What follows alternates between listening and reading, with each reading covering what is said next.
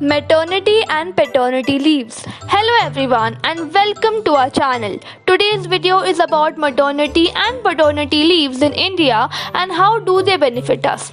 Before we start the video, let's answer some basic questions like what is a maternity leave? It is a period of paid leave granted to expecting mothers during the pregnancy as well as after it. What is a paternity leave?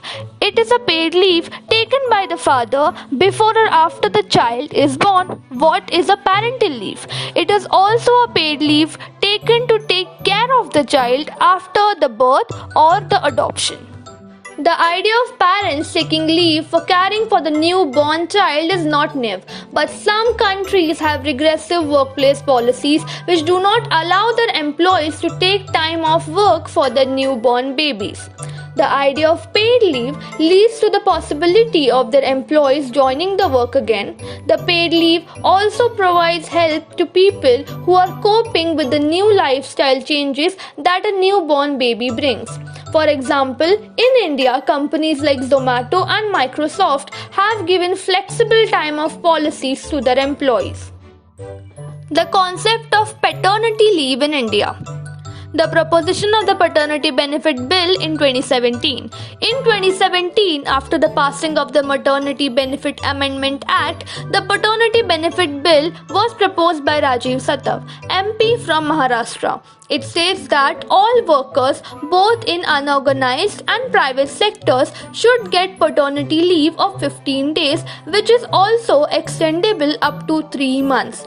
Childcare is the joint responsibility of both parents. They must devote time to the newborn to ensure its proper well-being.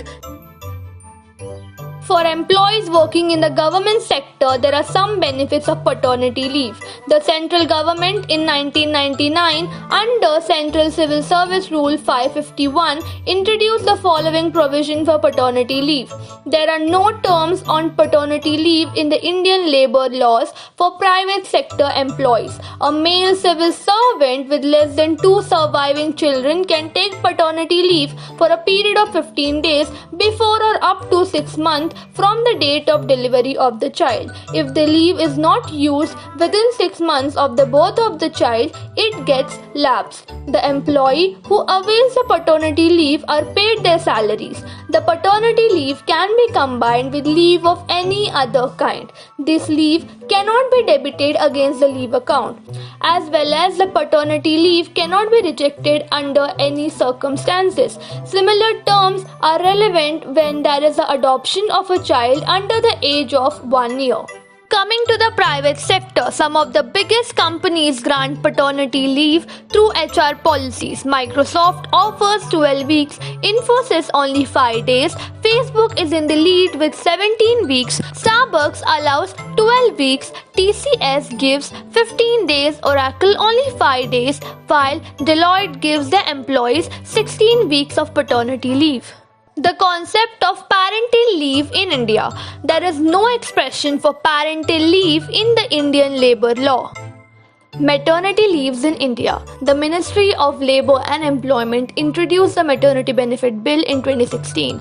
According to the bill, duration of maternity leave. The Act has increased the duration of paid maternity leave to 26 weeks from the present 12 weeks. Women who are expecting after having 2 children, the duration of paid maternity leave is 12 weeks.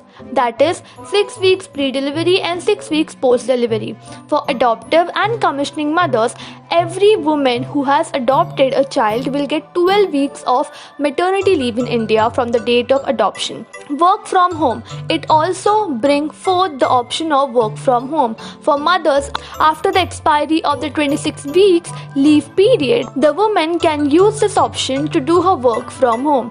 Creches. The Act makes it compulsory for every organization having 50 or more women to have in-house creche facility and permits women to visit the facility 4 times during the day.